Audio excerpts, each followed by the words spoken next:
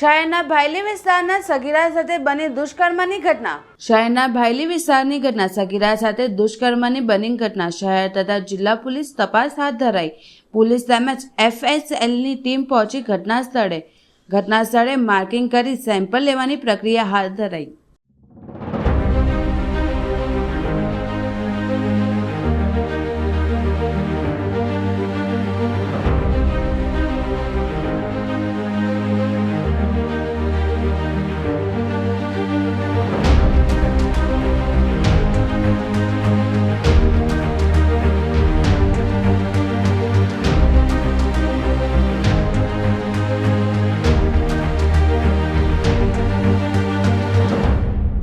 Road ઉપર બનાવ બનેલો છે. અહીંયા સર સામે રોડ ઉપર બનાવ બનેલો છે અને તપાસ ચાલુ છે.